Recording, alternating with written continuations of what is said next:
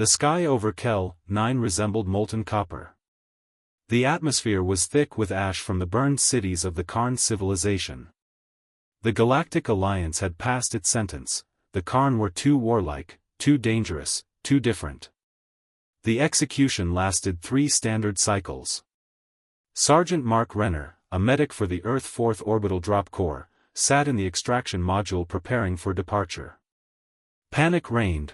The planet was breaking apart under the force of tectonic destabilizers.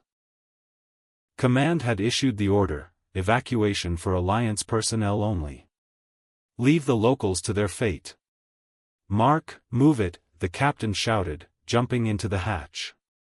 In 5 minutes, this place will be nothing but stardust. Mark was about to step inside when he heard it. It wasn't a human scream. It was a sound like metal scraping against glass, broken by a low, guttural wheeze.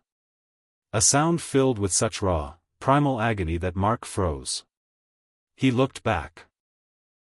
In the ruins of a collapsed defensive bunker, he saw him. A Karn elite warrior. A massive four-armed creature covered in chitinous plates that shimmered in the light of the fires. His race was famous for never surrendering. They had no word for mercy. They were biological killing machines. But now, this giant was crying. Mark ran toward the rubble, ignoring the captain's screams over the radio. The Karn was pinned under a multi-ton slab. His lower pair of arms was crushed, and a thick blue ichor leaked from his side. The warrior saw the human. His 3 eyes, arranged in a triangle, widened. He expected a shot to the head, the mercy kill the Alliance deemed humane. DD death. The warrior rasped through the universal translator. End it. Instead of firing, Mark pulled a canister of medical foam and a hydraulic jack from his bag. Shut up, big guy, Mark grunted, setting up the brace. I didn't spend 6 years in med school just to watch someone bleed blue soup. Renner. Get back to the module. That's an order, the captain's voice roared in his earpiece. Mark switched off his comms. He knew the module wouldn't wait. He knew that under Alliance law, aiding the enemy during an execution was a court-martial offense. But he also knew the Karn wasn't looking at him as a soldier looks at a soldier, but as one living being looks at another. In the eyes of the Karn tyrant, who, according to rumors, had burned worlds, Mark saw what humans called pleading. Not for life, but for the dignity of not dying alone in the chaos. The slab groaned and rose a few centimeters. The Karn made a sound that made Mark's teeth ache. The sergeant grabbed the giant by his upper arms and began to pull. Help me, or we both become rug padding for this volcano. Mark yelled. Using the last of his strength, the Karn pushed off the ground. When he finally crawled out, Mark saw the extent of the damage. It was hopeless from any military logic. But human stubbornness has no logic. Mark filled the wounds with foam and injected stimulants designed for humans, hoping the xenophysiology wouldn't reject them instantly. He worked fast and methodically. When he looked up, the sky above them was empty. The last Alliance module had turned into a bright dot and vanished into the clouds. They were alone. A human and a monster. On a planet set to explode in an hour. The Karn, named Vorsh, breathed heavily. His internal organs were failing, but Mark's stimulants had worked. The warrior was conscious. Human. He rasped. Your people left. You stayed. Why? We killed yours. We are enemies. Mark sat on a fragment of a wall, breathing hard. He pulled out a cigarette, lit it, and looked at the red sun sinking toward the horizon. You know, Vorsh, we have a saying on Earth, humanity is defined not by how we treat our friends, but by how we treat those who can do nothing for us. I do not understand, the Karn's 3 eyes blinked in unison. My people, we fought among ourselves for a long time. We were monsters once, too. But we learned one thing: death is too easy. Any fool can kill. But to stay behind when everyone else runs, just to hold someone's hand before the end, that's what makes us who we are. The Karn remained silent. His race was raised in a cult of strength. The weak were killed. The wounded were abandoned. The idea that someone would sacrifice their life for an enemy simply because it was right was like higher mathematics to a child. "Were you afraid when I cried?" Vorsh asked. "I was afraid when I realized you were just like me," Mark replied. "You feel pain. You feel fear. Everything else is just alliance politics." The ground beneath them shuddered. A massive crack split the plaza, and a flow of lava erupted.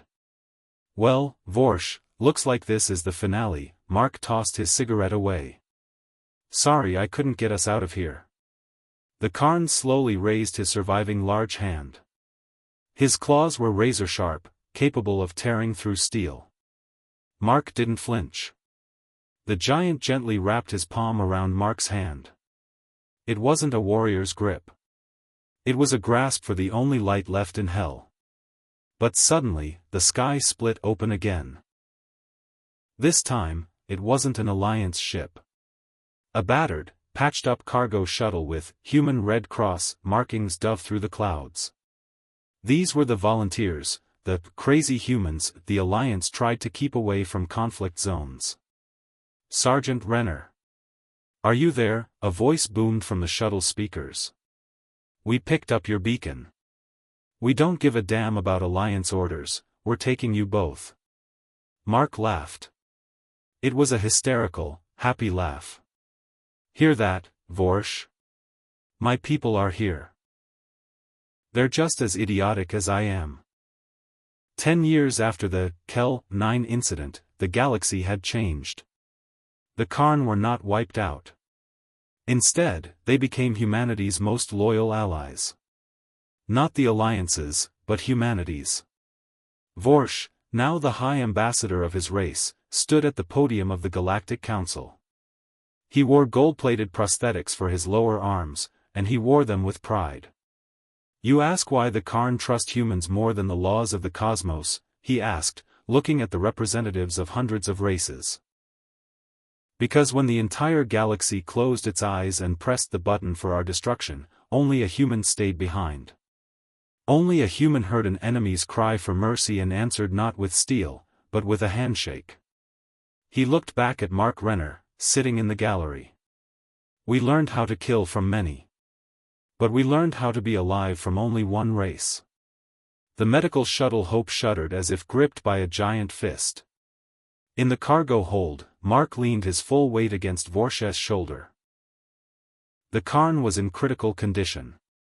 "Don't you dare die now," Mark growled, wiping sweat from his eyes. "We're in the air. You survived the rubble, don't give up in a tin can." Vorsh slowly turned his head. One of his eyes was clouded with blood. "Mark." The Karn's voice sounded like cracking earth. "You gave your oxygen to me. Your tank is empty." Mark waved him off. His breath was shallow, the air in the hold was thin. "I have big lungs," Mark lied, though dark spots danced before his eyes. "Just breathe." The shuttle bucked violently. The lights cut out, replaced by the emergency red glow. In a moment of weightlessness, Vorsh did something no Karn had ever done. He used his last arm to pull Mark closer to his own oxygen mask. "Take," Vorsh commanded. "We are of one blood now." They shared the breath. Human and warrior, sharing the last of the air in the void. It was an act of biological brotherhood. In that moment, there was no alliance, no war, only two souls sharing a heartbeat. When they landed at a secret volunteer base, the news of the saved Karn spread like wildfire. The Alliance demanded the war criminal be handed over. Mark Renner stood before the interstellar news cameras. "You call him a criminal because he fought," Mark said. But on Kel 9, I only saw criminals in the mirrors of our own ships. If you want him, you have to go through me. And through thousands of other humans who refuse to be executioners.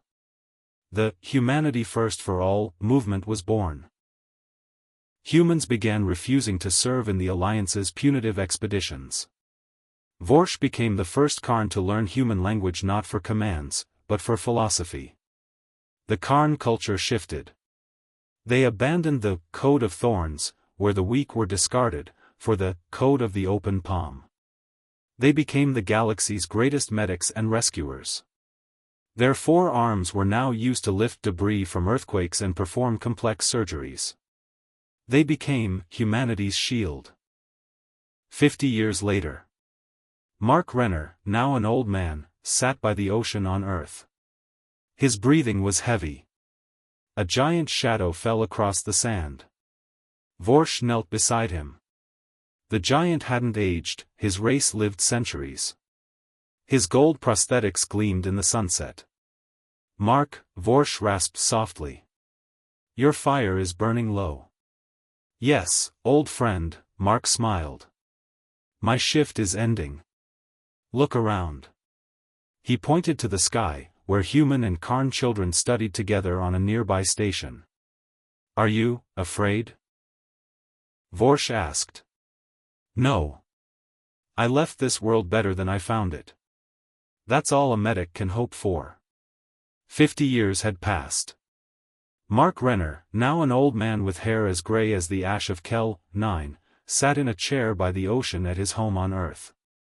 His breathing was heavy, the heart that had once shared oxygen in a cramped shuttle was growing tired. Suddenly, a massive shadow fell across the sand.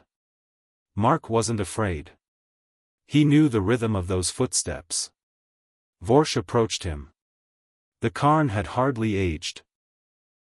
His race lived much longer than humans.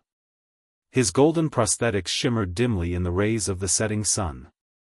The giant carefully knelt in the sand so that his eyes were level with those of his old friend. Mark, Vorsh rasped. His voice was softer now, having perfectly mastered the human tongue. Your fire is burning low. Yes, old friend, Mark smiled, barely lifting his hand. My shift is coming to an end. But look around. He pointed toward the sky. On the orbital stations, the lights of facilities where human and Karn children studied together were visible. A world that was meant to burn in hatred had survived because of 1 minute of irrational stubbornness. Are you afraid? Vorsh asked. No. Not anymore. I'm leaving this world better than I found it. That's all a medic can ever hope for. Mark Renner passed away that night. He went peacefully, holding the hand of the being he was once ordered to kill. No Alliance officials attended his funeral. But thousands of Karn did. They lined the shore of the ocean, massive warriors dressed in the white robes of medics. As the casket was lowered into the earth, Vorsh raised all 4 arms to the sky and emitted a long, haunting sound that was taken up by all his brothers. It was not a roar of war. It was a song of gratitude. On Mark's grave, there were no long epitaphs. Only a single phrase, carved in both human Latin and Karn glyphs. He did not leave when everyone else did. Vorsh remained by the grave long after the crowd had dispersed. He looked up at the stars and whispered the words that had now become the ultimate truth for his people. You say the universe is cold and empty.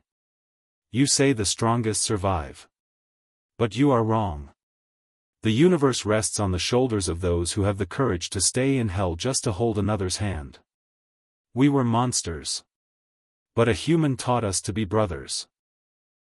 And we will not forget this lesson as long as the stars shine.